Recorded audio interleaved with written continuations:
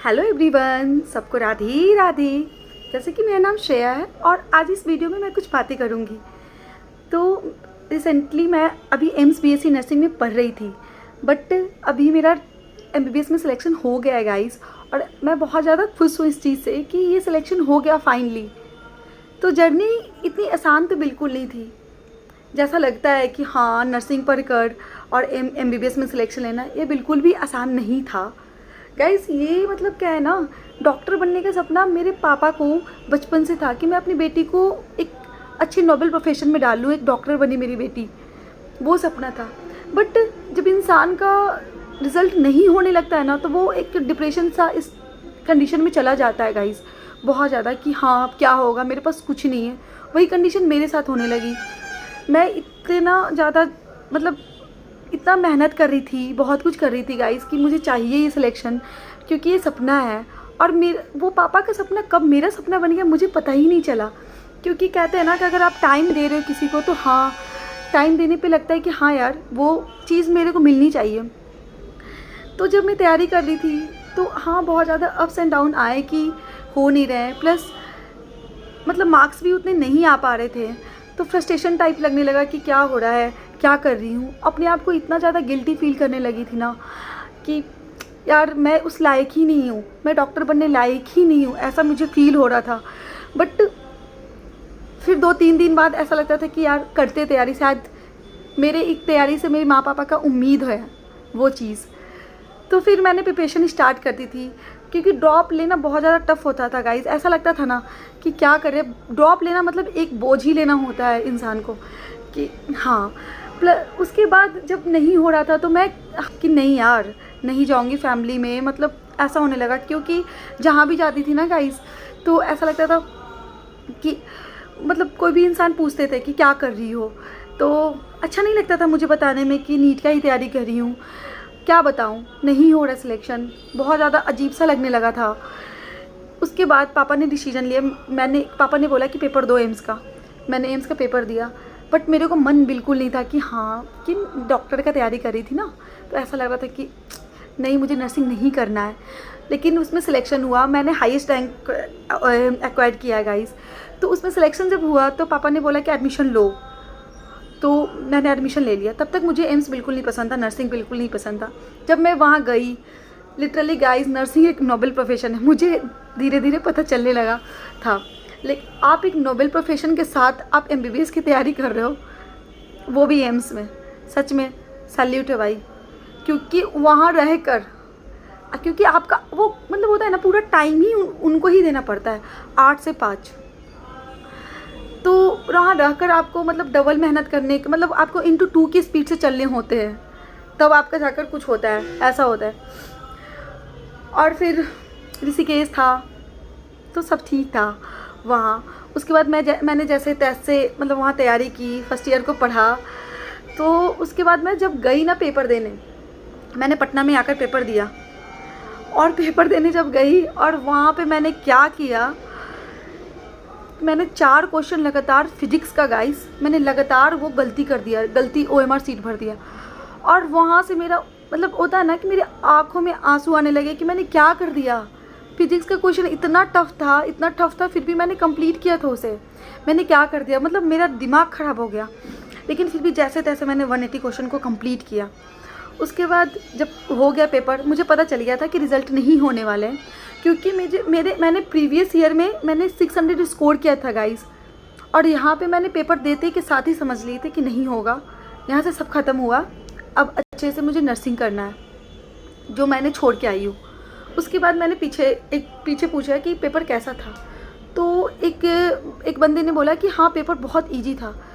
तो मुझे लगा कि अब तो गया, मैं तो गई, क्योंकि शायद मेरे लिए टफ होगा, शायद मेरी तैयारी अच्छी नहीं होगी, इसलिए मेरा पेपर नहीं हुआ। उसके बाद मैं घर आई। घर आने के बाद मम्मी पापा को मैंने अपने सब सच्चाई बता दिया कि नहीं होगा पेपर, अब भूल जाओ, ये डॉक्टर बनना हर चीज़ हटाओ, मुझसे नहीं होगा। तो फिर माँ पापा ने सपोर्ट किया।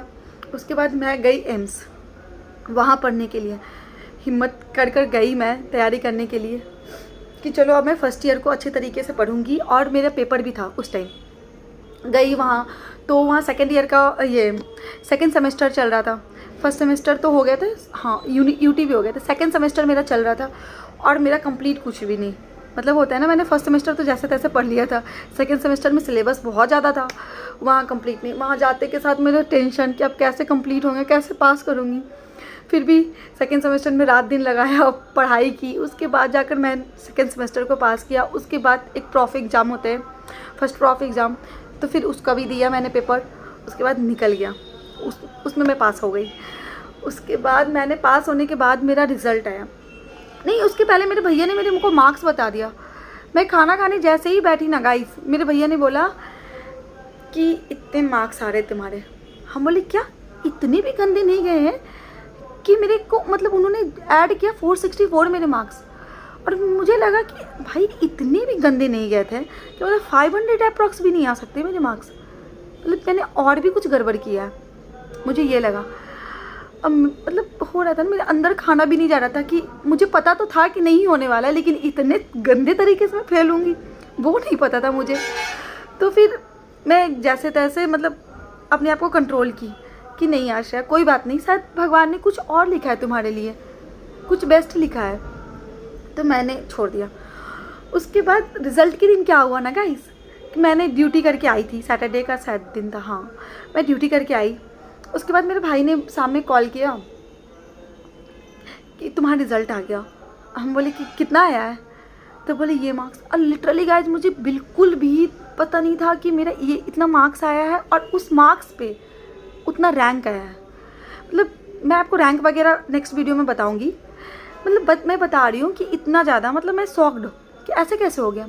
फिर भी मुझे सिलेक्शन का टेंशन हो रहा था कि पता नहीं इतना सीट है कि नहीं है सीट, तो मैं तब भी शांत थी, तब भी सब कुछ था कि चलो अभी क्या बताना किसी को, होगा तब तो, इतने साल से नहीं हो रहे हैं, तो मैं शांत थी। उसके बाद क्या हुआ कि काउंसलिंग का मतलब आया, काउंसलिंग के दिन, तो जब मैं सेकेंड ईयर में तब तक पहुंच चुकी थी, हमारा फर्स्ट प्रॉप पेपर हो गया था कंप्लीट, तो फिर सेकेंड ईयर में मैं स्टार्टिंग का सेकेंड ईयर था अभी, हाँ तो मैं सेकेंड ईयर में जा चुकी थी।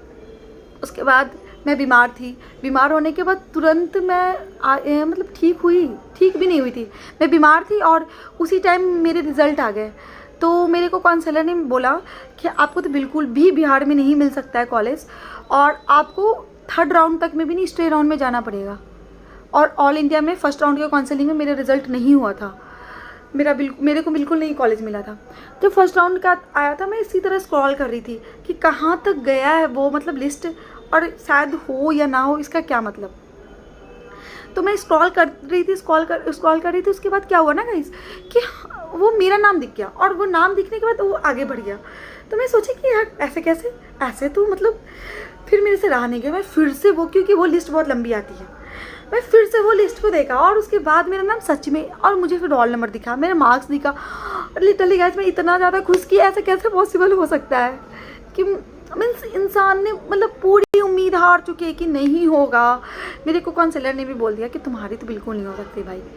मेरे को तो गुस्सा है कि आपने, मतलब काउंसलर तो अलग, आपने क्यों मैं सोची थी मैं इस बंदे से क्यों काउंसलिंग करवा रही हूँ, मुझे ऐसा लग रहा है, अभी भी लग रहा है गाइस। उसके बाद मैं तुरंत मतलब सबको बताई, सब लोगों ने इतने खुश हुए, बहुत लोगों ने अप्रिसिएट किए, और सब लोग, इवन गार्ड दीदी, टीचर्स, प्रोफेसर्स, सब लोगों ने मेरे को इतना ज़्यादा अप्रिसिएट किया ना, मेरे मतलब मुझे इतना अच्छा लगा ना कि मतलब कि ऐसा लग रहा था कि इसीलिए तो मैंने मेहनत की थी, इसी रिस्पेक्ट के लिए तो मैंने मेहनत की थी, ऐसा लग रहा था। मतलब बहुत ज़्यादा, मतलब मैं उस हैप्पीनेस को आपको बता नहीं सकती मैं कितनी खुश थी उस दिन। उसके बाद मैंने डॉक्यूमेंट्स वगैरह निकाल लिए, पटना आई, पटना में फिर ये मधेपुरा गई। अभी मेरे को मधेपुरा कॉलेज मिली हुई है, तो मैं मधेपुरा गई। मधेपुरा में भी मीन्स वहाँ पे सारा अभी अपग्रेडेशन के लिए मैंने डाल दिया है कि अगर कोई कॉलेज मिलते हैं तो ठीक है, वरना फिर मधेपुरा भी बहुत अच्छा कॉलेज है गाइस, तो देखते हैं क्या होता है। तो अभी मेरा अपग्रेड हो रहा है, पता नहीं अभी रिज़ल्ट नहीं आया है, तो जैसे ही रिज़ल्ट आएगा मैं आप लोग को ज़रूर इन्फॉर्म करूँगी। और कहते हैं ना कि आप ना किसी की बात मत सुनो गाइस, क्योंकि पता है लोग आपको ना प्रेजेंट सिचुएशन को देखकर ही जज करते हैं कि आप क्या हो, क्योंकि आप जैसे दिखाओगे ना वैसे लोग आज की दुनिया में ना वैसे ही देखते हैं। इसलिए खुश रहो, मुझे लगता है ऐसा कि खुश रहेंगे ना, लोगों को लगेगा सामने वाला बंदा खुश है, ज्ञान नहीं देगा एक्स्ट्रा कि हाँ खुश रहने के तरीके क्या होते हैं, वो बिल्कुल ज्ञान नहीं देगा। मेरे को ऐसा लगता है।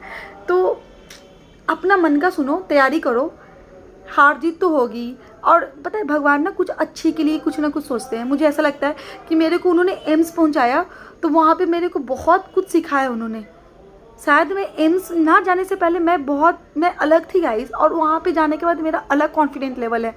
तो सोच लो कि वो मतलब कहते हैं ना कि सब कुछ लीला है, क्या हो रहा है नहीं हो रहा है सब उनके हाथों में है। बस अपना कर्म करते हैं। मैं भी अपना कर्म करूँगी, अच्छे तरीके से पढ़ूँगी ताकि एक बेस्ट डॉक्टर बन सकूँ। तो आज का वीडियो यही है गाइस, मेरे यही एक्सपीरियंस था रिज़ल्ट के दिन का। और thank you so much guys. अगर आपको मेरी वीडियो अच्छी लगती है, अगर कोई भी क्वेश्चन आपको पूछना है इस वीडियो से रिलेटेड या कुछ भी, तो आप मेरे कमेंट सेक्शन पे कमेंट कर सकते हैं गाइस। और आज के लिए धन्यवाद, थैंक यू।